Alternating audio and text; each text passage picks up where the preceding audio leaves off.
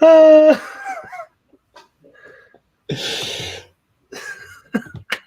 is just for you, Greg. Hey, I, it's Saturday night, man.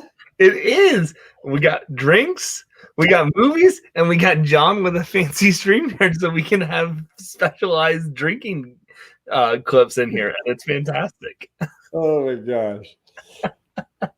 I will tell you, Greg saw me like a little frantic beforehand because I was trying to arrange a bunch of little things for the show tonight, but I didn't even get like a third of what I wanted to get done. But it's going to be a fun show. We got some fun. Look at Greg made this awesome Ian Holm backdrop for us here. Here's the man that we're talking about tonight. And we are going to be breaking down some classic movies. Oh, yeah. Super offbeat indie movies.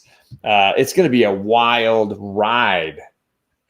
What I just love is now with the StreamYard tech, I literally just see you, John. You're like sitting like this now is what it looks like to me because you have Ian Holm's hands underneath you. So it looks like you are Ian Holm. You just needed a black shirt and we'd be perfect. We didn't time that right. That's perfect. Oh my gosh. So welcome to Drinks and Movies. This is the Saturday night show where we're just talking about whatever movies we feel like talking about. I'm joined by Greg from the Bearded Comic Bro. How you doing, man? Man, I'm doing great. Saturday nights are some of my favorite nights to just hop on a stream because we're talking about movies. And there's so many channels. We love comic books. That's what we do. We are comic book channels. But man, when we just get to talk about movies, which is something that you and I both love, it's a good time. And I'm excited to hang out with our friends in the chat. They love talking about movies with us, or at least like ridiculing our picks of movies. And I don't care. Like, it's fun. Perry, a newly minted Lord of the Rings fan, knows what we're talking about for sure tonight. But let's jump into the chat and say hello to everybody. Of course, the man, the myth, the legend, Ruben Guzman, cowabungaing before we even get started. Oh, yeah. You know he's first in the chat. And you said so yourself. There you go. Naturally. Travis Murray, he's here. How you doing? Travis is one that I told you. He just subbed me up last night after watching me on Hero and the Kid, and he's here and he's talking with us. So I'm excited to have him in our chat. I think this is probably his first time with us, so I'm excited. Nice.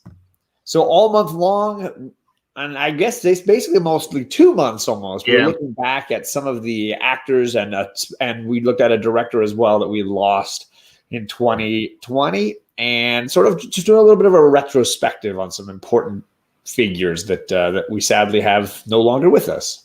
Right. So if you missed any of the previous episodes, I know we did a Connery. We talked Joel Schumacher. Yep. We're doing Ian Holm. And then we're going to finish in a couple of weeks. We're going to be talking about Kirk Douglas, the man, the myth, the legend. Right. Yeah, I mean, he is Spartacus. He is. I'm Spartacus. He is, in fact, Spartacus. Let's see. We got House to the End. Hello to you. Look at all those cool Batman images that you got there. That's awesome. Oh, that's awesome. That is. It's I think seeing it in StreamYard, it's so much bigger than like on my phone or something. Old Wolf is going to join us for our Kirk Douglas talk next in 2 weeks. I think 2 weeks. So he's watching some Kirk Douglas. I know that over on Disney Plus, they got that 20,000 Leagues Under the Sea. Ooh. Holy buckets. Enjoying the Shire herb. You get it. What I love is like Perry now sent me like Lord of the Rings like jokes via messages now because like I'm watching Lord of the Rings and I'm like, man, that's fantastic. I love that his jokes with me dictate where he's at on watches. He's only 20 years late to that party, right? Right. So thank you all for coming. Johnny Fitz is here as well. Thank you for coming. Nice skull. Look at that. It's a very Pirates of the Caribbean going on there. That is awesome. Yes, thank you for coming here as I rub my hands together villainously. We're talking about Ian Holm, but before we roll into this great actor, did you want to mention some of the other actors we lost this last week?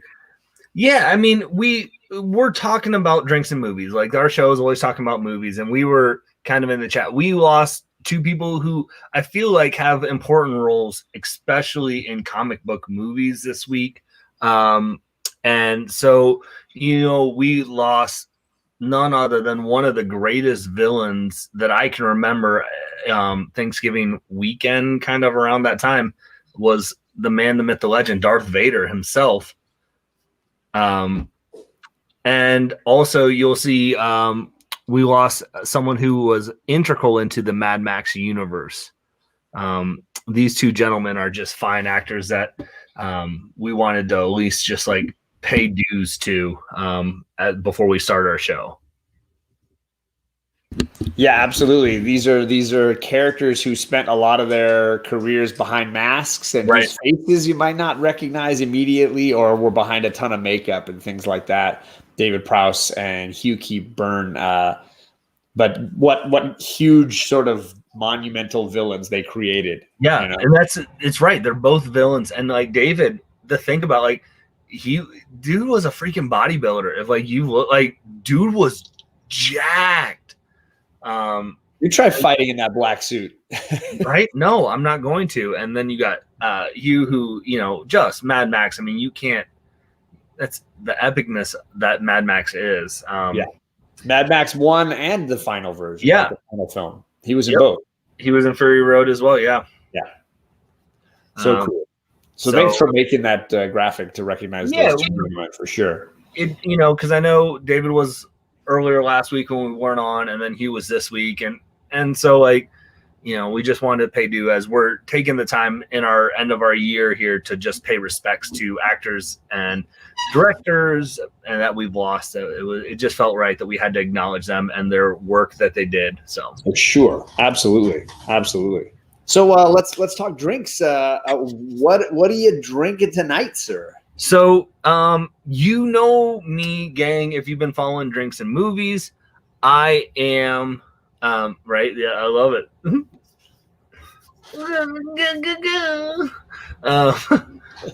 I'm Columbus, Ohio, represent. We have a brewery. I brought it on before, Brewdog. I'm bringing it in again. It is called Ohio Sky. It is a orange banana strawberry slushy sour ale. If that doesn't taste and sound delightful to you right there, right? I don't know, like orange banana strawberry slushy sour ale. Like I love that they throw. Yes, thank you, Bill. Like it's delectable. What I love too is that we have all of these new like drink clips that you can now do. And I don't know what you have pulled up. But I'm really. You don't know what I've loaded here. It's all. I don't. But all I know is I'm going to laugh every time. So, so that's what I'm drinking. And then, as always, because you always got the nightcap of the bourbon on stock. So you do. I'm doing basic John tonight. Just Jameson Irish whiskey. I like it on the rocks. I don't like a lot of warm beverages. Respect that. When it comes to alcohol, I like cold beverages. So I'm doing a little Jameson's tonight. So a little cheers, you all. Cheers to you all. Locked and loaded. Man, by the way, when perfect timing last episode when I just snapped that, I popped that tab right when we went live. Caught the sound perfectly. Beautiful. There's your beer. Drink that beer. Okay. So let's get into this a little bit. Yeah, let's jump into it. Ian Holm, Sir Ian Holm, legendary actor from theater, Shakespearean trained actor, actor in science fiction, fantasy, drama, comedy. I feel like he's done everything: animation, voice work, television. Yep. Where do you remember your first recognition of the actor? That's that guy. That's that guy. Well, I mean, for me, it's a little different. Like, I feel like we talked about 2 weeks ago, we talked about Joel Schumacher, big blockbuster movies, the director. Sean Connery, we're talking freaking Bond, The Rock, like all of these. Ian Holm is one of the most talented character actors that I know. So I'm sure there are many times, and pause real quick.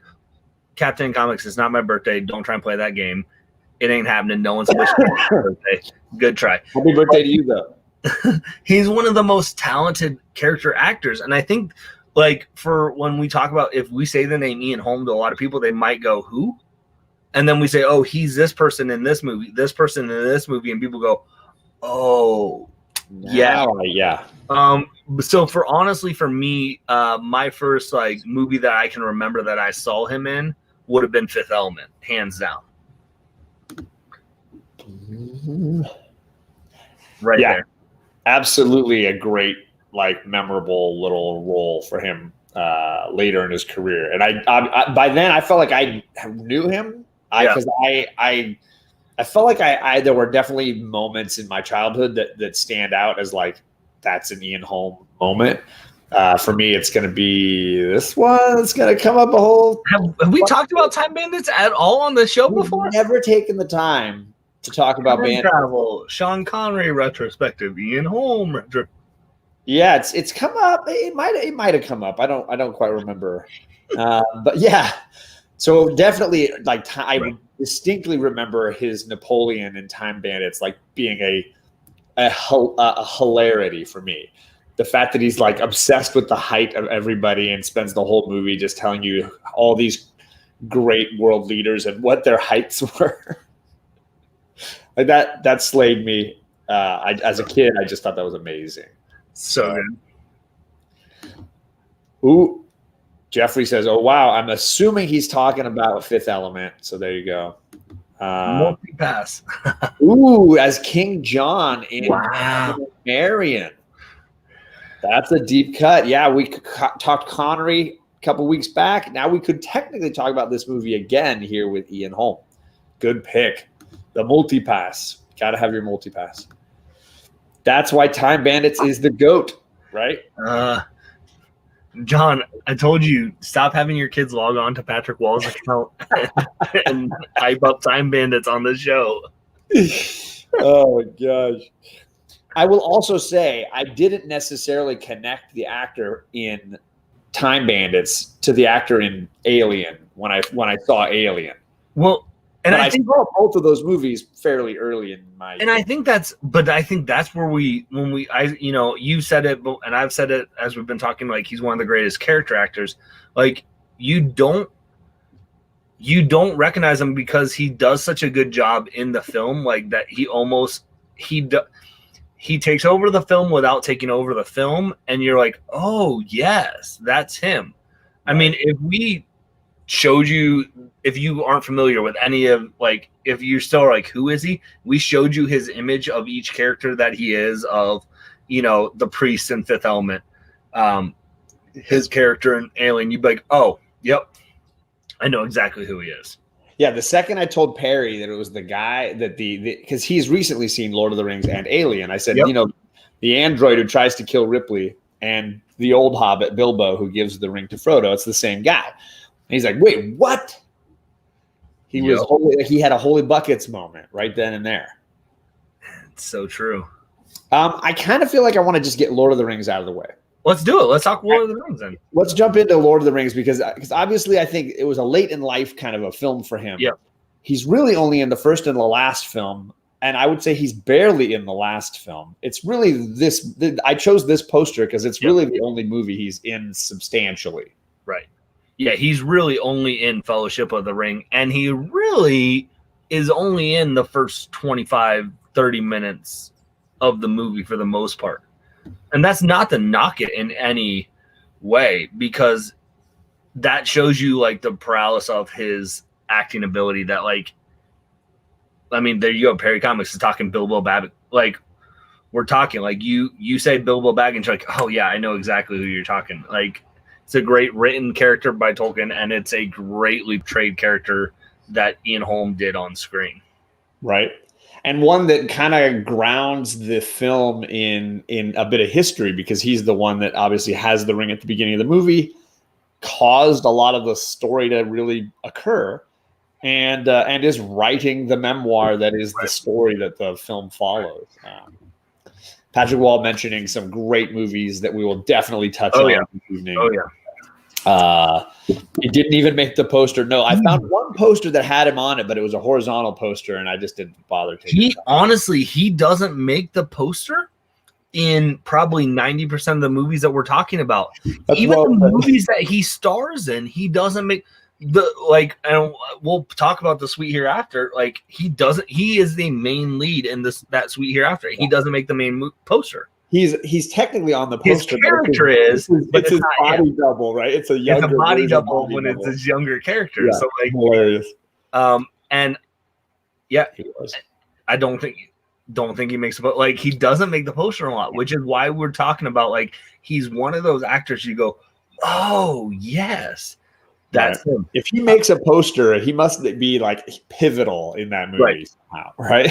Yeah. All right. Well, then, obviously, great movie. If you haven't seen Lord of the Rings like Perry, you should check it out. Perry's dropping his reaction in the next couple of days to the first film in the series, and you can see a ton of it right then.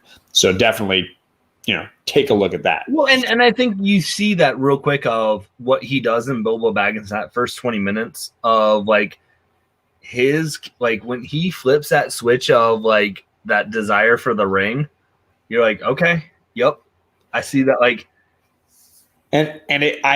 when we finished those movies with my daughters and I, we've read The Hobbit together. We've read a little bit of The Lord of the Rings, and I pointed out to them that Bilbo is the only character who willingly gives up the ring. In all the stories, in all the movies and books, he is the only character who willingly says, I have this, but I'm going to let it go. Yeah. And that's powerful. That idea is pretty powerful. Yeah. So let's get on to something a little older. A lot of the chat is debating and discussing this movie that came up during our sports series. Our Olympics. Yeah, we were talking about Olympic movies, and specifically this film following two British athletes, one Jewish, one Christian, and how their faith intersects with their running. Ian Holm plays Cross's coach, which I think Gore Vidal mentioned right here. Of course, Gore Vidal he's dropping the knowledge in the chat for us before we can get there for y'all. So yeah, it is a very good movie, and I rewatched it when we got to the Olympics because I knew that it was a significant movie that I hadn't seen in decades, and I thought, you know what, I'm going to go rewatch this. And I was surprised how much the faith aspect plays into it, because it's not a sports movie in the classic sense. It's really about two gentlemen struggling with their faith and their passions. Yep. So, and Ian Holm has a great little part as a Jewish trainer for the Jewish athlete, dealing with a real sort of racist in some ways system that doesn't expect the athlete to be anything but a Christian. Yep. And you have that, and you see those aspects of where those, religious,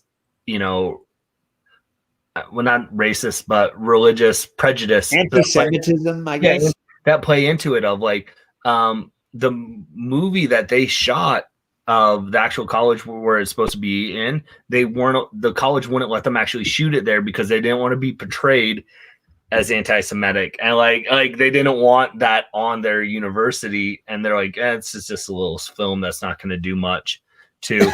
Right. So it's actually shot. It's like an hour and a half train ride. I forget the actual town that it's in, outside of north of London. And it's really cool. It's a great little role for him. I mean, he's the classic coach. He gets to, bark orders, and the whole thing. People discussing other characters who don't take the ring, who refuse the ring. And that's also very impressive. And I threw in Faramir there too.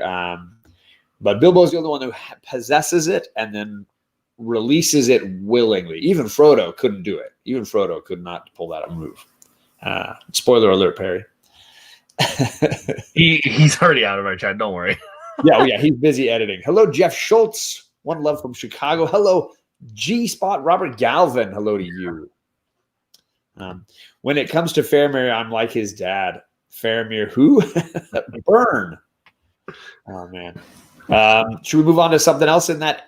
Yeah, because I mean, if you want to watch more of us talk about Chariots of Fire, go back to our Olympic sports.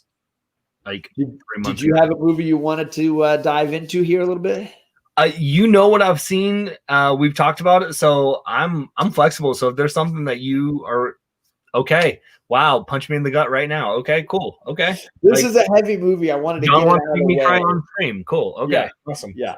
Awesome. So this is a heavy movie, and I know we mentioned it at the end of Joel Schumacher because I had kind of told you should see this movie, and obviously it's got a lot of popular comments about it right here. So the setup for this movie, if you've never seen it, is it's about a small town dealing with a tragedy after a bus crash, and Ian Holm plays this lawyer who comes to town to try to get all the families who lost a child to band together and sue to get the money for their children that they lost. The story also is told a little bit in flashback because we have Ian Holm on a flight many years later thinking back on the incident a little and his relationship with his daughter that really only occurs via phone all through the movie. It's a powerful look at family. It's a powerful look at loss and grief and how people manage grief. It is not for the faint of heart. The centerpiece of the story is the loss of children. There are other elements that make it pretty dark and intense as well. But I will say I rewatched it recently because it's on Amazon, right? Yeah, it's on Amazon Prime with commercials. So if you haven't watched it yet and this discussion has sparked it a little bit for you, check it out for sure. But yeah. The one scene I'll tell you in advance that makes it worth the price of admission for me is watching Ian Holm deliver this epic monologue on the airplane where he recounts the moment that is the poster for the film. And this is supposed to be Ian and his ex-wife and their daughter. And I realized how I picked a poster that has like all the little graphics on it. Love that. They had a near miss incident where they thought they were going to lose their infant child. And he recounts the incident in the airplane. And it's one of those moments that makes you just sort of realize what a talented performer he is. And the whole movie almost stops so he can speak for 3 or 5 minutes, just straight, just gives this epic, almost Shakespearean monologue. And it is absolutely heart-stopping and show-stopping. Yeah. So I made Greg watch this movie. You did. And I feel like I was texting you the whole time going like, this is awesome, but I hate you. This is a really good movie, but I hate you. Why would you do this to me? Why are you like, why do you? Because it is, I mean, it's such a tough storyline to deal with. I mean, I think any of us, like when we're talking about like just losing a child, let alone this town who has lost like a mass amount of child because of this tragic incident. And so like that goes into it right off the bat, but then you deal with the emotion of, okay, you have someone who has to come in now and say like, yeah, I'm gonna be a lawyer for you. And I'm going to try and have you like relive these moments and talk about these moments. And it kind of comes off like shady, almost to the effect of like, oh, he's a scummy lawyer who's trying to just take advantage of a situation. But in reality, there is a need to have that reconciliation for families who have lost something. If there is actually in fact fault that needs to take place.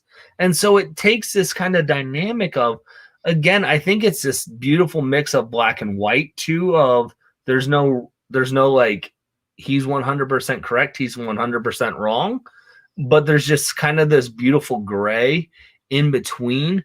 And Ian Holm carries this movie, like you said, with you can look at the poster. The poster is his name on there. And for someone who doesn't have his name, his face on any poster, like he was the one that was carrying the whole thing. And I don't think there are too many actors or actresses inside of it that are larger than him in that capacity.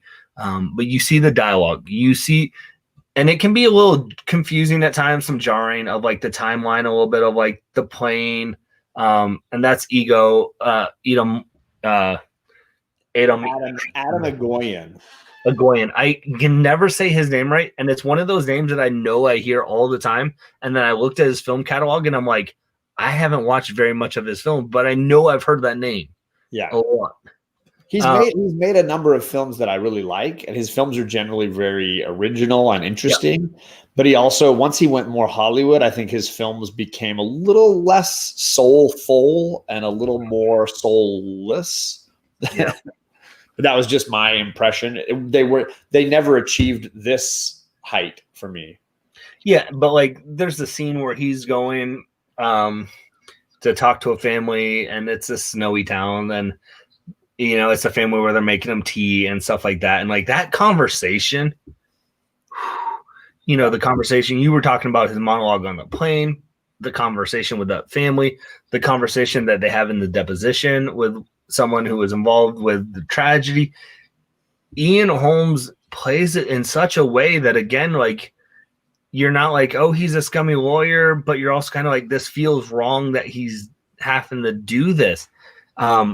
And it is just a beautiful depiction of like, just, I think the roughness that life is sometimes.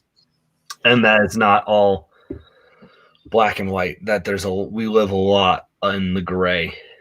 And I think Agoyan does a great job with that kind of thing. And apparently when he adapted this book, he sent his screenplay to the author, and the author was like, I'm so mad that you thought of this fairy tale of the Pied Piper, because that so perfectly fits my story. And I didn't even realize the relationship between this children's story and my story. And I'm so pissed off that I didn't use that in my book the way you're going to use it so beautifully. And I think the metaphor of the Pied Piper, the way Ian Holmes' character is sort of leading this town, is really beautifully played out. I also particularly love some of the opening sequence where he's stuck in a car wash and has to get out, and then finds the bus that has been brought to the local mechanic, and it's just torn apart and is just ravaged and is laying there. And you can feel the PTSD of it just in its existence, even though there's just him and an empty snowy town. It's like you can feel it. Yeah, and it's interesting. You talked about the writer and director. If you watch this movie, so if you've watched this movie, go check this out. If you haven't, watch the movie first.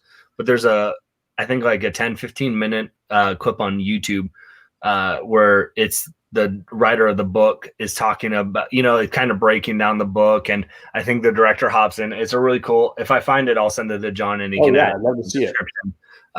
But it just is a 10-minute, and like to get that kind of insight that John talked about it's really cool to see. Yeah. So again, if you haven't seen it, you want something a little heavier, a little darker, certainly something you've never seen before, and with just top to bottom. I mean, I haven't even mentioned Bruce Greenwood, who might actually be my favorite performance in the movie, because he's so understated and he just doesn't show what he's thinking or feeling. And yet he's this powerful moral compass for this small town, because he's lost his wife before this accident. And then he loses both of his children in the accident. Yeah. And yet he is the only one who's like, suing is a horrible idea. He's the only one voicing this opinion of, what the hell's wrong with you? We used to like take care of each other in this town. When did we ever need a lawyer to do that for us? Yeah. Yeah. And that's where you get that, like watching that, it brought me back to I grew up in a very small town, and bringing that back up to like, everyone knows everything that you're doing. And we were the town that shut down on Friday nights because everyone was at the football game. We were the town of like, oh, you got in trouble at school, everyone knew that, and you knew your parents were going to know instantly because the town knew. And I think he brings that kind of balance of like, this is our community, and we're letting this kind of outsider try and dictate how we make decisions and stuff. And yeah. Gore, I know you are a big fan of Sweet Hereafter, and you mentioned it in the last show. Ice Storm, is another really great film for sure. All right, let's get to something a little more positive. Let's see something with a little more fun in it. I mean, you started off with this one. I kind of feel like it's got to have a big place. I will say my wife, this is one of her all-time favorite science fiction movies, period. It's fantastic, and it shouldn't be. Like everything, I've watched it. Every time I watch it, I remember going into it, I go, why do I like this? And as I watch it, I go, oh yeah, this is why. Like it makes no sense to me. If I put this movie on for my wife, I know she'll go, why are you making me watch this movie? But it is so stinking good that, and it doesn't make sense of why. Alec, thank you. Yes. I'm hoping you're talking about this movie and not just, I mean, you were talking about the BPRD a couple of seconds ago, but I'm assuming he's talking about Fifth Element. And if not, that's what we're saying you are. So yeah, we're giving credit for Luc. Yeah, Luc Besson gets all the credit for that. But I mean, Bruce Willis just has fun. But you want to talk about someone who has fun. Gary freaking Oldman. It's one of those, and I think that's what makes it so beautiful. Like this movie, like I said, I know I just said beautiful for Fifth Element, but like the characters, the actors, all I feel like are in and going, okay, look, gang, we understand this should be ridiculous, and that's how we're gonna portray Gary Oldman's character. Ridiculous. Oh my god, the little like plasticky metal, the plasticky cover on the side of his head for no reason at all. Chris Tucker's character, ridiculous. But because I think they own it, it works. And that's what, and this is probably one of the few movies, I guess that Sweet Hereafter. Ian Holm, though, is a pretty prevalent part in this as the priest who's trying to deal with the alien race. And he certainly has a bigger part than Luke Perry. Yes. Yes, he does. Wait, time out. Which part is Luke Perry again? Luke Perry is at the very beginning in the Sand Temple, where in the back in the past. Oh, okay. He's the one. He's one of the archaeologists that is there at the very beginning. As soon as you said that, I was like, I know he's in it, but I know he's not like the assistant to the priest. I was super into 90210 at the time, and I was like, Luke Perry's in this movie? I want to freaking check this movie out. He's in it for like 2 seconds. Yeah, it's like Ian Holm and Time Bandit. I'm glad you brought that movie up because we should take a little. No, I'm kidding. Yeah, I mean, I think this movie just. I think what makes this movie work is that you can see everybody here is just having a ton of fun. Like everything about it is fun. Even the dirty, grimy world they're living in looks like a bunch of fun. Like the whole thing just looks like a blast. The action is very bright and colorful, and the city is wild and busy, and everybody is gorgeous and looks amazing, and everything is just a kick in the pants. That's what this whole movie is just a roller coaster ride. It's give me the cat. The hat he wears, like those little details like that, which make it so much fun. Like the hat he wears, like when he rings the doorbell of Bruce Willis's, he has like a picture of like the hallway on his head that he like tilts it down. So like when you look through the people, you see it, and it's brilliant and it's hilarious. And just like how the futuristic aspect of how they make Bruce Willis's apartment in such a small space, but feel so much bigger, like that he's hiding 4 people in it at one time. Like, yeah, I want to. The way you wrote "Give me the cash" is exactly how you write that. Yes. Yeah, I mean, I don't even know that that's a dig on the movie. The fact that you're saying it's the least favorite out of those 5, because there's some great. Luc Besson made some amazing movies. Has made Match. some, and so for me, it's not even a dig on the movie. No.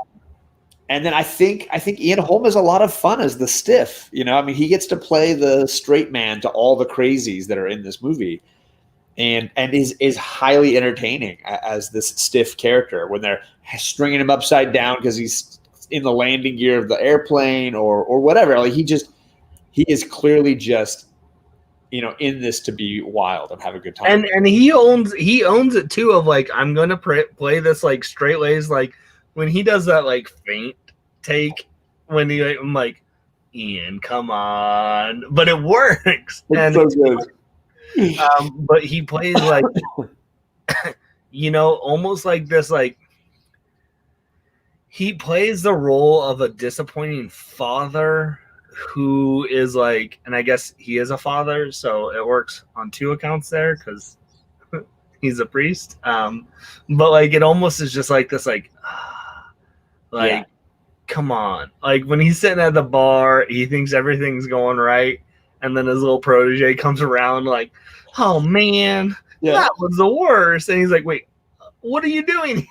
And he's like, all right, cool. I'm going to go sneak onto this plane through the gears, through the landing. So good. So, yeah, if you haven't seen this one, you just want a sci-fi film to just put on and just have some laughs and enjoy. This is the one for sure. Because Chris Tucker's fantastic in it, too. Oh, my gosh. I know people think he's annoying, but if you watch it from the... And, like, if John was on his game, he would have had that as a video here for, like, when he wants to move on to the next topic. And not too long, and he can just go... Yeah, exactly. Exactly. I thought about talking about Greystoke, the Legend of Tarzan, because obviously he's in that film too. Ian Holm has a role in that movie. I just really don't care for it. I'm sorry that I am not a big fan. So I chose to overlook it because it's mostly a Chris Lambert movie, anyways. So let's continue on a little bit here. This next one, unless you have one you want to go to. Again. You know what I've watched, so I'm fine with that. I really, really enjoy this small, it became huge indie film. I'm a Garden State fan. And I was a big Scrubs fan. I love that show. And then when I heard he was going to write and direct a movie, and then they released that amazing trailer where they showed all those clever little shots of him wearing the shirt that matched the wallpaper, or walking by all the sinks where the water's turning on, you know, because he's walking by it, setting off the sensors, and those little moments that he could capture, that the idiosyncrasies of kind of modern living. I think it's just a beautiful film with great acting, including Ian Holm as his dad. Yeah, Zachary Braff. Oh, and also the soundtrack is phenomenal. Like, if you I forget what the song is, but on that trailer that you're talking about, anytime I hear that song, I go Garden State, like hands down. Like I know there are songs that like trigger movies, like where you're like, yep.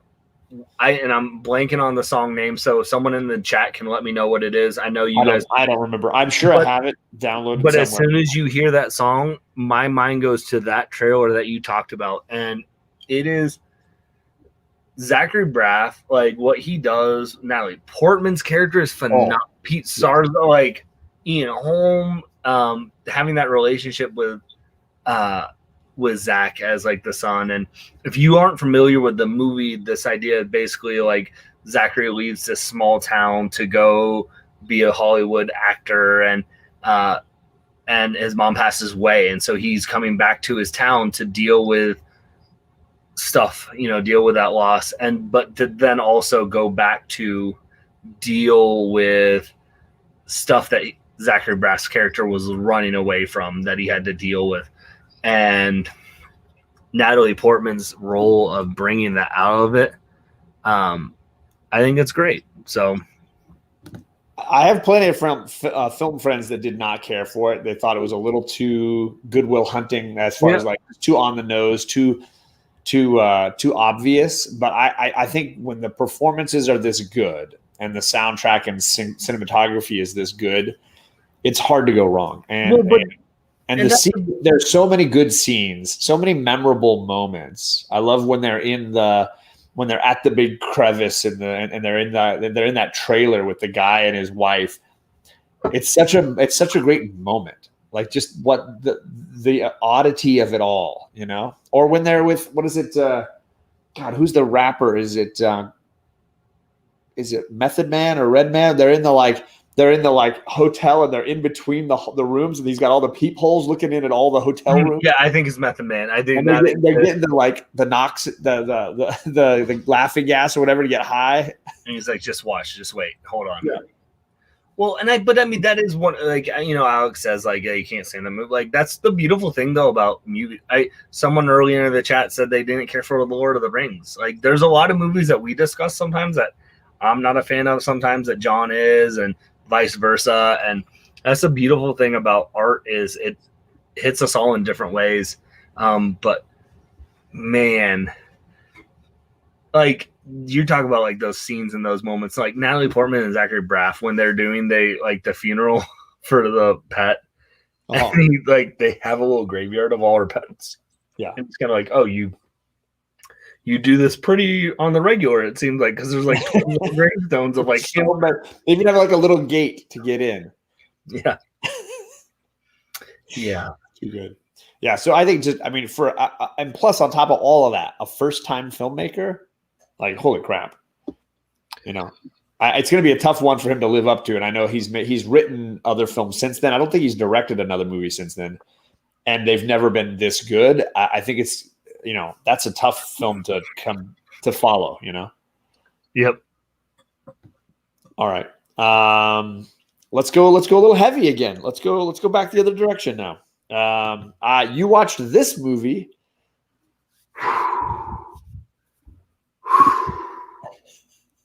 He's not even on the poster for this one either. His name's not even on. No, he's not. We told you guys, like, this is why when we said we're doing a retrospective of Ian Holm, people go, who? I'm like, listen. Which guy?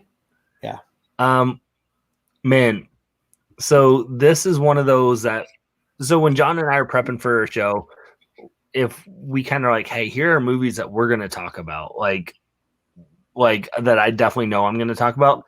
This was on John's list. So John, I'm going to let you take the lead, because I know you, and I watched it and I have a lot to say, but I want you to have the floor first. So I'm a complete Sidney Lumet. I don't know how you pronounce his name. Sidney Lumet, I think is how you do it. Fanboy. I think he's just made so many like iconic movies. He's 12 Angry Men, right? 12 Angry Men was his first movie. Like, okay. Imagine that. Starting off with 12 Angry Men at the beginning of your career. Yep. Good luck. Yikes. Yeah, holy buckets. And so I was into his movies, and then when I heard he was making a new movie, because he doesn't make them very often, I went to find a theater that had it, and I was like, Andy Garcia and Richard Dreyfuss in a Sidney Lumet movie. Let's go see this. And I think it's one of my favorites that he's made, because the cast, James Gandolfini, you have Ian Holm, obviously, Lena Olin, is just top notch. Everybody in this is so great, and I'm blanking on the guy who plays his predecessor, who almost steals the movie for me. I always remember him as Rachel's dad on Friends. You're talking about the DA, like the one who gets passed up for DA. Yeah, well, no, he gets he's in a wheelchair the last time we see him because he has a stroke. Okay. Yes. So the film, sorry, I'm going through all the things that are great about it. The film centers on Andy Garcia, a young law student who is trying to make his way in as an assistant DA. And his father is a police officer who gets seriously injured in the line of duty. It's a botched incident with a drug dealer. Then because of the incident, it's going to be a big case trying to catch the killer. The DA decides they want, and I can't remember his name. Ron Lieberman, who's also in Garden State. Oh yeah, he's the doctor. He's the doctor in Garden State. He's the doctor. That's great. Back. And so Andy Garcia gets the case. He's going to try the case in court, and it's like a career-making case, and it sort of spurns the second half of the story where he goes on to greatness. But this case kind of haunts him because it was about police corruption, and his dad is a cop, and he's wondering if there's any truth in it. And it's sort of all about how, the gray areas of life and how things are not as simple as good guys and bad guys. There's a lot more to it. And I think, Gandolfini gives a great little performance in this, just absolutely powerful. Richard Dreyfuss, I mean, just his two, like steam bath scenes are like so amazing. Like he takes Andy for a couple of steamers, and those two scenes are so powerful and amazing. Not for anything perverse. I know it sounds wrong, doesn't it? The way you say, like, he takes Andy for some steamers. He does. He takes Andy for some steam time. They have a steam bond. Steam time is better than he takes him for some steamers. That's all. Yeah, it's not a good way to say that. So it's a great, powerful look at the legal and the law professions and all the little gray areas. What I love, though, too, is like, as we're doing this show, the guy who Richard Dreyfuss's character is defending, Jordan Washington. Yeah. The actor who played him was in Flawless, which we just talked about last week. Dang. And so when I watch these movies now and I start to see some of the apparel, it's like, he looks familiar. Oh, snap. He was in Flawless that we just watched last week when we were talking about Joel Schumacher. There you go. Yeah, everything about it, like, this is one of those movies that moves fast. It's not like, oh, this takes place in a week. Like, it takes place in a couple years, like, and it transitions very well done.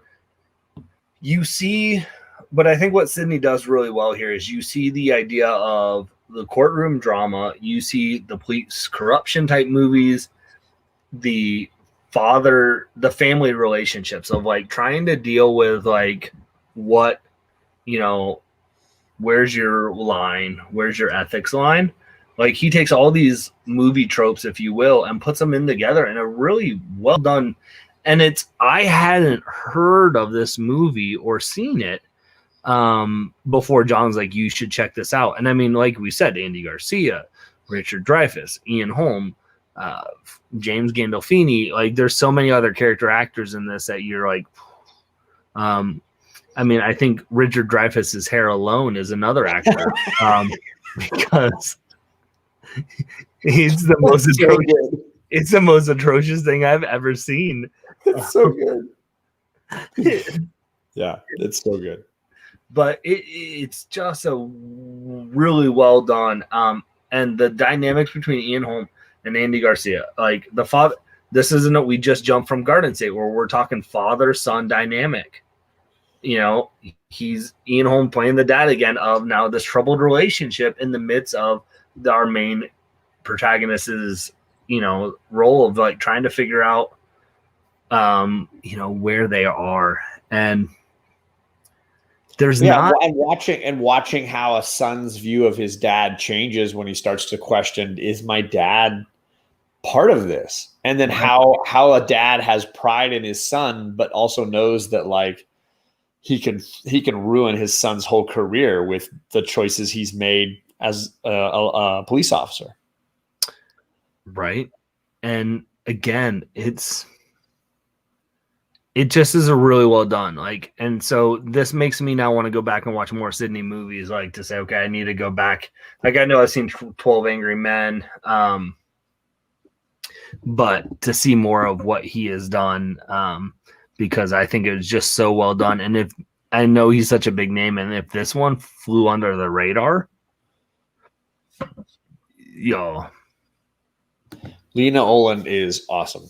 I absolutely love Lena Olin. She's just amazing. I totally agree. That drink and text over John makes it look like a Missing Pieces cover. There you go. It's better than this, Alec. You want to see? I put the banner up for this reason. If I take this away, I can get down here. It's just like our Wednesday show. I can use the props around me. Or Alec, we're trying to help John figure out what works and what doesn't work when he has the nice StreamYard. Oh man. All right, well let's go on. Do you want to do a bigger film or a smaller film? What do you want to hear? Let's go. So we've done this one. Let's go bigger. Okay. This definitely was one of his big early hits here. There it is. Gang. I mean, yeah. I mean, it's the scene when he's killing or trying to kill Ellen Ripley is going to be part of his highlight reel for his career, I think. And then later when it's his head on a table talking like with curdled milk all around him. So for those that don't know, this is the movie Alien, centering on a group of hardworking mining astronauts in deep space coming back from a mission who get a distress signal, land on a strange planet, get an alien attached to one of their faces, try to get home safely, and basically almost all die. Spoiler alert for a movie that's almost as old as me. The movie does star Sigourney Weaver, but more importantly, Ian Holm as the ship's android who is trying to follow two sets of rules, keeping his crew alive, but also the mandates of the company that created him. And this is one of those movies, like, he has a big enough role that he should be on the poster, but no one's on the poster because it's Alien. Exactly. Again, he plays the role. I almost feel like Ian Holm's actor roles are like he's supposed to play like the evil character or the person that you're supposed to not really like, but with a sense of like, I get it, or I appreciate it, like I like it, like, and you know, like with this one, you know, you see the whole dynamic of him as Android, like that, you know, Ripley's like, no, we aren't going to bring this organic alien into our ship, and he's like, I'm gonna override you. She's like, you know, I'm in control, and he's like, well, once I'm in command, and he's kind of like, oh yeah, my bad, like I'm sorry, like whoops. He does a really good job. Well, and you know, it's the same. I mean, you made a good point that he feels like he's the bad guy, but is he the bad guy? I think both this film and Aliens do a great job of not necessarily making the creature the villain, because the creature is doing what's in its nature. It's just a creature. Yeah. And I think Ripley even says in the second film, like, it's just an animal doing what's in its nature. You don't see them fucking each other over for a percentage. Like, right. Like the villain here is the company trying to make money off of their deaths. And I think that's what makes Ash such a great antagonist. And I think it's what makes Paul Reiser in the sequel such an asshole is they are driven by a corporation and money versus the alien, which is just trying to survive. But yeah, so Barinkin, this is some great movies for you. Yeah, you're officially the new Perry. You should check it out. And yes, Ash is a phenomenal role, and the slow burning reveal of the android and the milk blood thing just is gross and amazing. And Ian Holm is fantastic. Yeah, he's wonderfully like calm. The look on his face when he's trying to shove a magazine down Ripley's throat is very just like passive. He's just wonderfully. Yeah, it's very robotic, like almost like, which is brilliant. The cat is not the star. You can hope, but the cat is hugely important. They cut the cat basically from the second film. She's only in the very beginning. So yeah, I mean, I remember seeing this movie, and until even maybe this year, I viewed this as the superior film in the series. And then I rewatched Alien again for the first time in about 10 years and realized, you know, maybe James Cameron did top Scott somehow amazingly topped him. But Michael Bean in it. Well, there's that, sure.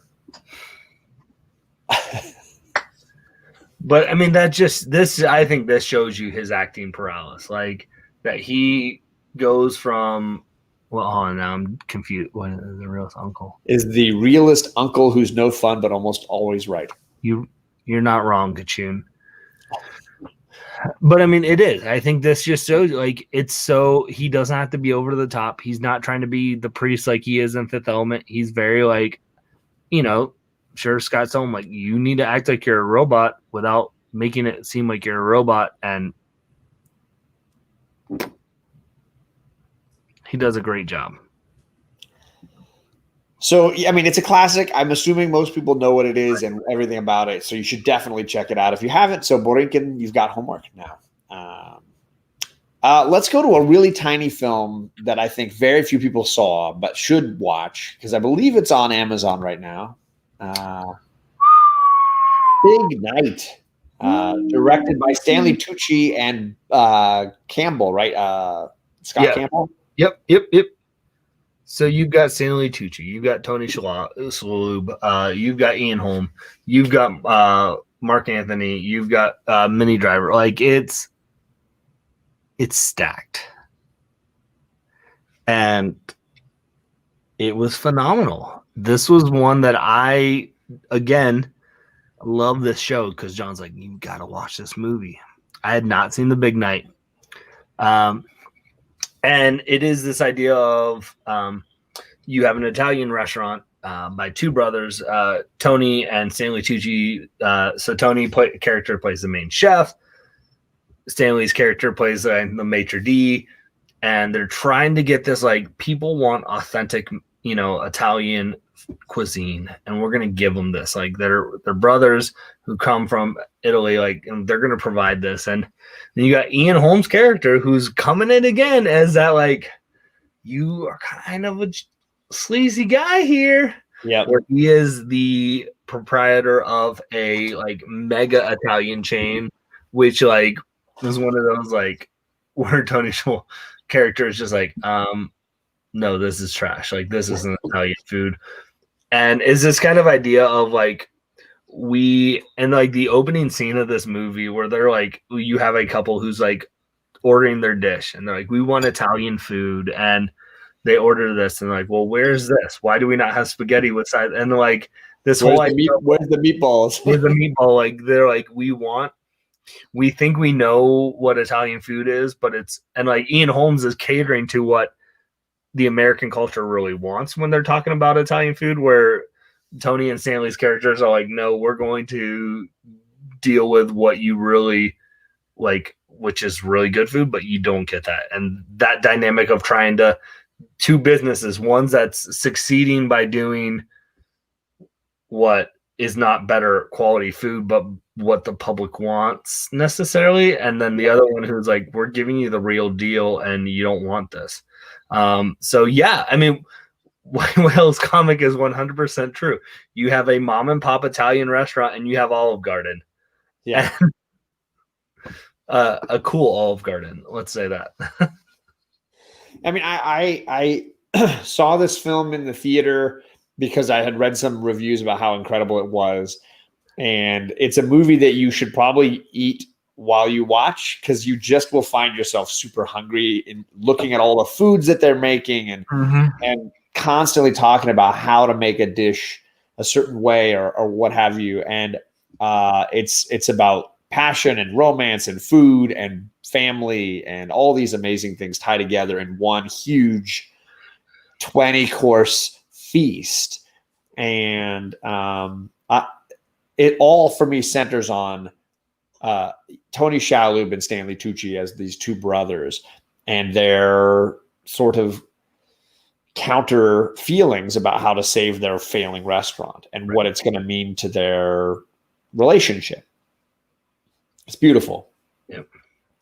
It really is. And this dynamic of like, hey, we are trying to make it. And what that means of like, the things Stanley has to do to say like, hey, maybe Tony's character is not going to like this, but this is the move we need to make to be successful. And where is that line? It's this kind of ethics line again of like, where's the line of if you don't make these moves, are you going to be successful? But are you going to then, are you going to sacrifice some value or quality or ethic, whatever it is for you, and trying to find that balance? Yeah. Because it's not a black and white thing. There's a lot of gray. And I think anybody who wants to make it more black and white is missing the point. And I think that's why these two brothers are having a problem, is they're starting to feel like where they feel the line is very different from the other. Well, and I think what the beautiful thing about this movie, without giving anything away, is they don't define what's black and white here. They don't define of right or wrong. If which one's right, of, hey, we need to make sacrifices. We need to not. They don't. They leave it up to the viewer, and they do it in one of the most beautiful end scenes of a movie, a long shot that I've seen in a long time, where you're like, okay. I mean, if you're like, it's 15 minutes, like it's a 15-minute scene, and it's like, wow, it's powerful the way it's shot. So a tip of the hat to the director. Yeah. Yeah. The movie, especially the big night, has a lot of editing and music and food and all these beautiful things. And then after, of course, the dramatic night, the next day in the kitchen, when everybody's getting up in the morning and, the waiter is asleep on a table on one of the chopping blocks, and you realize that Stanley Tucci's character, who works in the front of the house, can actually cook. And he comes in and starts making breakfast. It's one long take, and he comes in and he cooks breakfast, and then his brother comes in and they have a conversation. It's a beautiful scene, and it's the resolution to the whole movie, and it's done in this epic long take with almost no talking. Like it's just an amazing ending. Yeah. Oh, and a bold choice. And he's making House Till the End is right. They're making he's making a breakfast for young Mark Anthony. Big Night is a wonderful film. Yeah, there's a lot of great films centering around food, centering around restaurants and life and working in a restaurant. And it's funny you should say that. Oh, because Ian Holm is in this movie as well. Ratatouille. Sorry, my banner is covering it up here a little bit. Let's go to the minimized brand. How about that? There you go. Ratatouille. Man, so good. This might be, I think, top 3 Pixar movies for me. I love Pixar. I think I probably own everything except those crappy Cars sequels. And I love a ton of what they make. But something about Ratatouille just sticks with me. Whether it's about the creativity and the artistry of cooking, whether it's about people who are supposed to live their lives one way, but realizing that there's a whole other way they would prefer to be, or whether it's just the beauty of doing something for somebody that is not necessarily just for you. There's a lot of great stuff going on here. And the moment when the chef eats the ratatouille is one of the greatest Pixar moments, period. I'm sorry. I'm still just taken aback that it's your top 3 Pixar movie. It's right there. It's right there. I like it, but man, that's like, I don't know if it makes my top 5. Ooh. Well, I mean, maybe it's number 5. I would have to go. We could do a list at one point if you'd like. Maybe we might have to do a list, because I feel like I don't feel like I know I have some hot takes on people's beloved Pixar movies that I don't love as much as some. So you can already tell which movies I don't love as much as certain people, but it's a hot take. I know. But like, but no, it is. I mean, that's what you get. Well, you get the voice acting here of like, that's what's Ian Holmes can do it. That he did the voice acting in Animal Farm.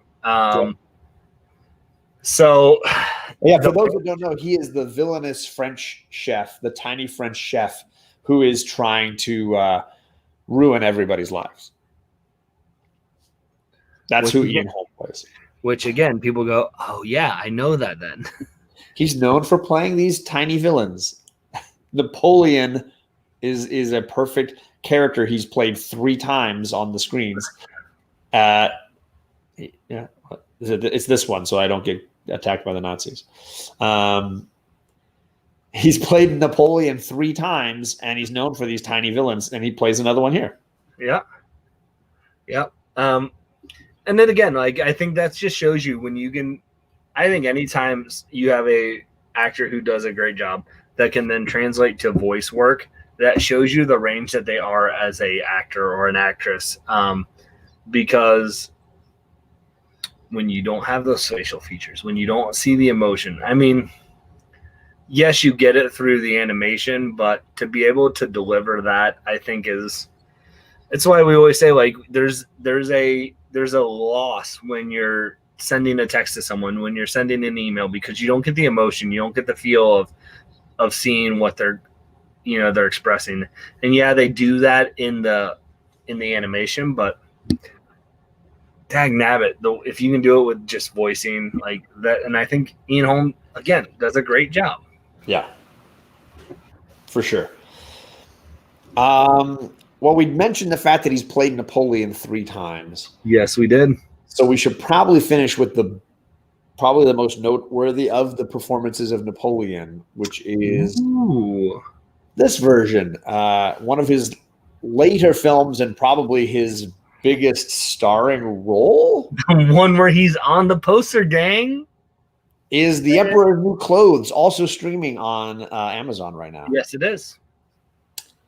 So in this film, he plays Napoleon and Napoleon's twin or double. The story has to deal with Napoleon after he's been exiled and living alone on an island, forced to live in solitude, and coming up with a scheme to escape because he finds a doppelganger who will take his place and that he can be secreted away to France, where he is hoping to be found by his adoring public and rise to the role of emperor again.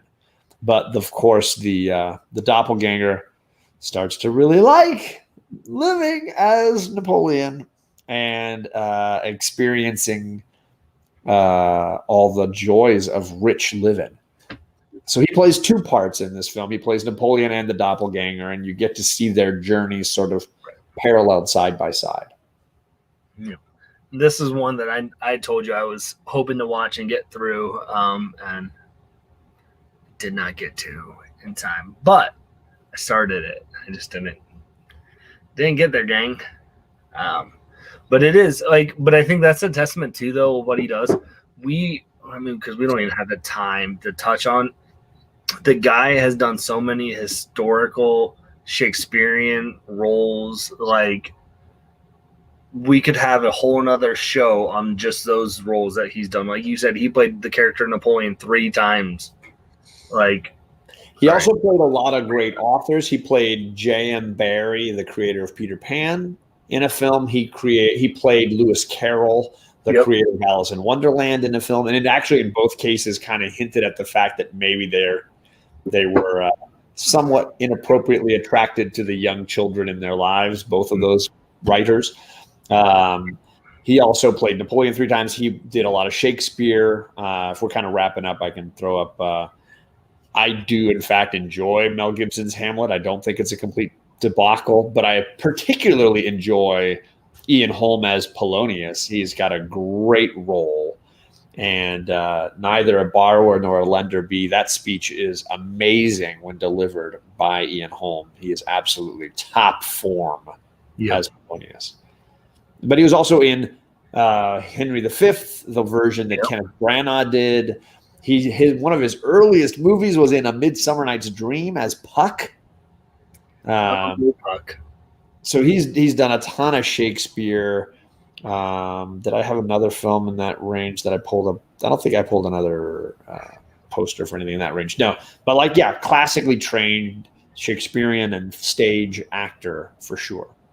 Right. And 1 comic book film. I was about to say, if we're going to end the show, we can't end without talking about we are comic book channels. We can't end without talking about the 1 comic book film that he was in. Right. There it is. He was in From Hell with Johnny Depp and Heather Graham. Mm-hmm. I'm going to straight up say this film sucks balls. Jack the Ripper. I'm not a fan of this movie, and so this film came out while I was in film school, and Okay. the Hughes brothers are the ones that made this movie, and they were friends with one of my professors, just like acquaintances, and they were cutting the movie, and they allowed my class to come up to the editing bay where they were working, and we screened a scene. And everybody was like, this looks cool. This movie's going to be amazing. And the Hughes brothers were like, yeah, this is going to be so awesome. And then the movie came out, and you see it with all the other scenes in the movie, and you're like, wow, this movie sucks. I'm not a fan. I think the movie is weird and boring, and Johnny Depp is horribly miscast, and Heather Graham is miscast, and this movie is just all over the map for me. So I'm not a big fan. But it is one comic book movie, so if you have a bit better take on it, you can definitely dive in. Wow, John is coming out, guns blazing, with the hot takes here, and I couldn't be more happy that you went first, because I don't have to say anything that you just said, because I felt the same way. I don't like this movie. Yeah. I feel it's one of those. I'm like, it's a comic book movie. It's Alan Moore. I should like this. It drags. It doesn't work for me. The whole Johnny Depp scenes where he's tripping on the poison, but it doesn't work. Ian Holm is great though in it. He does actually have one of the better parts in this. Yeah, he's wonderfully creepy and scary. And the movie has a cool kind of look to it. The cinematography is kind of interesting, if I'm going to say something nice about it. But Moore's stuff is notoriously challenging to adapt. Yeah, which is why when you find a V for Vendetta or a Watchmen that you enjoy, you got to kind of just bite the bullet and just appreciate what it's doing right. Yeah. This was one that it was streaming, I think, on Stars or something. I had it and I was watching it and I didn't finish it. Well, good. I mean, honestly, it's not that great. And I remember even coming out of that little pre-screening with all these people who were clearly Hollywood starry-eyed and just being like, dude, we were in a Hollywood editing bay and we saw this freaking movie with Johnny Depp. It looks freaking amazing. And I was like, yeah, but who knows how good this movie's going to be? And then it came out and I was like, see, that's balls. That movie was balls. Tacoma doesn't agree with us, but hey, he just said, ouch. I don't know. Does he have more to say? Is that just not popping up in my StreamYard? I don't think so yet. I think he's just, I'm known for some hot takes and some harsh hits, so there you go. There's one. I'm not hating on any of the people who worked on this. The Hughes brothers have made great movies. Yep. I'm a Boogie Nights fan, so Heather Graham, obviously, she knows what she's doing sometimes. Johnny Depp's got lots of great movies. This just ain't it. So I'm going to get it off the screen because the truth is we just don't need to be highlighting that movie all day when we're highlighting all these great I was wondering if you were going to say something because I didn't put the movie poster in my thumbnail that I created. I'm just like, the only comic book movie he's in, and I didn't put it up. If John's like, you need to show some more love. No, it's not worth it. It's not worth it. It's a smart move by you. All right, House Till the End. Gore Vidal is seconding it. What is House Till the End saying? I'm going to recommend 3 foreign films from the 90s. Central Station, The Hairdresser's Husband, and Il Postino. I've seen the first and last. I haven't seen The Hairdresser's Husband. Central Station is a beautiful film. And Il Postino is just a classic. I mean, Il Postino goes up there with Cinema Paradiso. I don't know if you've seen any of these movies. I have not seen any of those 3, but I'm here for it. So anyone that has all those beautiful pictures of Batman in their thumbnail, I'm going to listen to what they're saying. So the first and last ones are nice, sweet little independent foreign films that have a real heart to them. So some beautiful stories. I want to say Il Postino was nominated for Best Actor that year. I want to say it because it's about a postman, and the main actor in that, was nominated for Best Actor, I think, that year. Isn't The Postman one of your favorite movies? Wrong Postman. Well played. Well played again. Nailed it. Can't burn on my Kevin. Nothing will burn the Kevin Costner love from my heart. Except for Postman. Except for The Postman. Which I deny its existence overall is really the solution. I'm going to send you a DVD of that for Christmas. Yeah. If you have a DVD of that, you should send it out. I don't think they make them anymore. I think it's like what Marvel's trying to do with Incredible Hulk. Like they're trying to forget that was made. Which I like the Incredible Hulk, but that's a hot take for another day. I was going to say, if people want to check out your Marvel breakdown videos where you counted down all the Marvel films, there's a ton of hot takes in there. There are. But I will say this, and John can attest it. My hot takes are not hot takes to just be hot takes. I just don't like it or I like. Like I feel like there are definitely people out there like, I'm going to say this because it's a hot take. And I'm like, no, I genuinely, I'd say it. Like if I don't, I don't. I think we're both going to be that. I mean, I think that's why we get along. If you don't like a movie that I ask you to watch, like you don't have to tell me that you like it. You can say like that movie sucked. Like, I didn't like it. Like I didn't love Time Bandits. That's why it's a long running joke. Why it's the ongoing joke of the show. I didn't hate it, but I didn't love it as much as John does. There's a ton of nostalgia for me on that one. And we didn't really talk about Brazil, which a lot of people are mentioning in the chat, which is another Terry Gilliam movie where Ian Holm has a role in it. But for me, Brazil is like Time Bandits, did some LSD and then made a movie. So if anyone else recommends it, let me know because I don't want to throw anyone on their bus, but I definitely asked someone on the show if I should watch it, and that person said no. I agree with you, Gore. I agree. Cinema Paradiso is higher up for sure. Yeah, Brazil is a trippy mess. Yep. That is certainly enjoyable, but I think I appreciate a lot of Terry Gilliam's other movies more. Right. That's just me. I mean, I would happily watch 12 Monkeys 100 times than probably Brazil again. So good. That's just me. I have a big preference for Time Bandits and 12 Monkeys. We are going to be back in 2 weeks. Excuse me. Because we're going to be talking with Old Wolf about Kirk Douglas. Yes. Father of Michael and owner of one of the greatest cleft chins in history. Absolutely amazing. And the original Spartacus. I'm Spartacus. That's what I hear. But I heard I'm Spartacus. So we're going to talk about a ton of old films. If you are a fan of old films, I think you'll absolutely be enjoying this. I will say not a ton of his films are streaming, so you pretty much need to rent a ton of them or go to your library, rent through your library system if you want to find some of those films because they are trickier to track down. There it is. Highly a Spartacus. I knew someone in the chat would say it. He was lurking. This whole time, Lucha was lurking. So we're going to be watching, reviewing a bunch of his films. If you are a Kirk Douglas fan and you want to join us in the chat in 2 weeks, we'll be breaking that down for sure.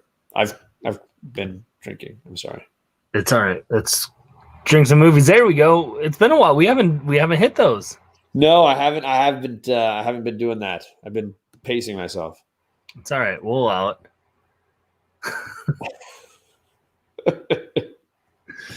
Been pacing myself a little bit. Great show. Hey, Hailesh. I appreciate you hanging out, brother. I really do appreciate that. 7 days in May. Ooh, I don't know that I have that one pulled for myself at this point. I feel like I need Gore to just send us a message and say, gentlemen, please watch these Kirk Douglas movies because yes, just because it's Gore and I need him to tell us what Kirk Douglas movies to watch. I mean, obviously Spartacus, obviously, 2000 Leagues Under the Sea, like we'll get there, but well, he was nominated for 3 Oscars, right? So I tried to find a way to see most of those movies in particular because I didn't recall his. I mean, I've seen the Van Gogh film he made, The Lust for Life. So definitely some quality acting, despite the fact that he made a bunch of John Wayne movies and things. Right. So, Greg, what do you got? I know that you just did an amazing X-Men show on Friday. What can we look for over on the Bearded Comic Bro channel? Dang, you can, if you guys like me, you can find me on YouTube a lot. Like, I'm starting to become like John. I feel like you just turn on YouTube and, hey guys, here I am. So I'm dropping content every Monday, Wednesday, Friday. So you referenced Friday. I dropped Mrs. Beard and I. We did the Name That Character. She was guessing X-Men characters, and you can tell I have not exposed her to the X-Men world very often here in the Bearded household because she struggled. She was driving the struggle bus on that. So we try and drop something every Friday, some type of content that my wife and I do. It's just entertainment and fun. Mondays right now, we're dropping the Amalgam series comics. So we just did the first 4 episodes. We're talking about the DC versus Marvel battles, but Monday we are dropping the first actual review of an Amalgam book. So if you don't know what Amalgam is, it's where Marvel and DC combined characters. So like we're going to start reviewing books where it's like Wolverine and Batman. Yeah. We're going to review books where it's Wonder Woman and Storm are one character, and it's everything you would want in 90s comics, like some great, some bad, and we're going to just embrace it all and just enjoy that. Wednesdays, I drop interviews. So last week I had one with Zach Kaplan, who is the writer behind Join the Future, the comic series Eclipse, which is fantastic. If you haven't read that, Port of Earth. So,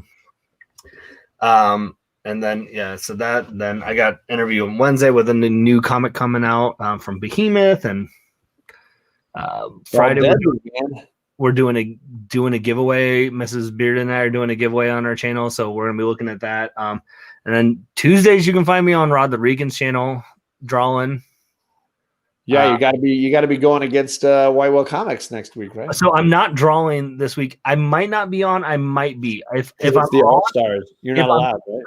Well, no, it's funny. Rod's like dropping in the chat. He's like, "Hey guys, All-Stars, Lamer Frame. We've got White Whale. We got J Hood. We've got all these names like that are actual like people that make livings off of drawing." And he's like there's actually, I'm not even going to spoil it, but there is potentially a comic book creator actual artist, like from a comic book, like an actual legit company, like that's hopping on this show potentially. And then in the chats are like, "Bearded, you're not bad. You should hop on too." And I'm like, "No, I know my place." I'm like, if you want me on, I'm hopping on commentating and talking trash with you. I'm not drawing. Like, I know my place in this world. Like, that's not hilarious. So if I might not be on this Tuesday, I might be in the chat, but if I am on, I will strictly be commentating and not looking like a fool. Then sheesh, I got this show with you, and then I just started doing a new show on Fridays now. Every Friday, you can find me on Hero and the Kids channel with everyone, all of John's friends, just not John. Exactly. Which is probably the best decision that Will and Sean could have made. So, but yeah, Hero and the Kids channel, it's me. It's Jennifer from Comics Will Break Your Heart. It's Jason from Heroes to Icons, and then Ryan. Yep. He does a podcast with a small channel, Tom or something. Comic Tom, if you guys have anyways, we're trying to help people get brand, like exposure a little bit. So we're bringing in some people. So yeah, I mean, I feel like I'm on all the time, and I'm always hopping on other people's channels. So if you guys for some reason are still watching and you've not subscribed to me, like, it's cool. You can just find me on YouTube, but you should subscribe. Bearded Comic Bro. I put the link, as always, down below to his channel every single time. So if you're ever wanting to find Greg, find this playlist, click any video, click that link, and you got it. You're set. And every Friday, my girls and I watch and see who is Greg going to be trying to trick his wife to find that week. Well, but sometimes she tries to trick me. So I know. it Charlie works. this morning when she saw you were in the chat, she was like, Dick Tracy, yo. Yo, but to go to that though, this Friday, gang, we're doing a giveaway. You know what? You want to watch the video. They drop on at 6:00. I'm not going to tell you what the giveaway is. It's a unique giveaway, but I'll do this. This is a John's Comics with Kids Drinks and Movies exclusive. We are giving away the second printing of Surrey issue 2, that silver cover from the Walmart. That's hard to find, and we're just giving it away. All you have to do is watch the video and figure out how to do the giveaway. And I guarantee you it's not like a giveaway you have seen before. So that's John's Comics with Kids special breaking news. Like, I don't even know how to top that. It's funny. Like, I told my wife, I'm like, we'll give away this book. And she's like, why this book? I'm like, because it's like selling for like $80 to $90 like on eBay. Like, people want it. She's like, really? I was like, yeah. So tune in this Friday. It's going to be a little look back at we're going to look back at some of our favorite moments from there. But yeah, definitely, Travis, watch the Name the Characters with my wife and I. It's entertainment for sure. I know I know my role. I'm not great at comic speculation. I'm like, I'm gonna try and entertain because that's what I can do. We can make people laugh, hopefully. So yeah, that's what we do. That's what we do every Friday night. So come laugh, have fun with us. Perfect. As for me, you guys are already here. You guys can click down below, check out the shows I've got. I just did the pull list on Thursday. I'm prepping the pull list for next week. So if you want to go, what's that? Tag Team Thursdays. It is Tag Team Thursday. You can find Rod and then to my channel and then to Old Wolf back to back from 6:30 to 7. Slaying it. Having some fun, dropping some content. Book club is going to be crossover issue 2. I'm going to be hosting this week. So we'll be playing around with some buttons and StreamYard goodies. So if you're reading Donnie Cates' second issue of crossover, we'll be talking about it on Wednesday night for book club. You excited? Oh, I'll be in the chat for sure. I was a huge fan of issue 1. So Donnie is saying issues 3 and 6 are going to be fire and that people will sell out everywhere. That's what he's claiming. So if you want to put it on your pull list now, let your LCS know, you might be set up for issues 3 and 6, which are supposed to be. But, obviously he's the king of hyperbole, so who knows? All right. Do you see that cover, though, issue 3? I did not. No. They dropped the variant cover. Todd McFarlane's doing a Spawn lurking over the main character. Ooh. It's what you want in a crossover. It's what you're looking for. All right, everybody. So thank you for coming out. Obviously, huge thanks to Greg for hanging and having a good time. Yeah. We are going to bounce out of here, and we will be back here in 2 weeks with Old Wolf. Kirk Douglas. You better believe it. Bye, gang. Bye. Wait, I'm doing this wrong. What am I trying to do here? Well, you made me big, then you made yourself big. I was going to try to do something smooth. It didn't work out. All right. So we roll. That's how we roll.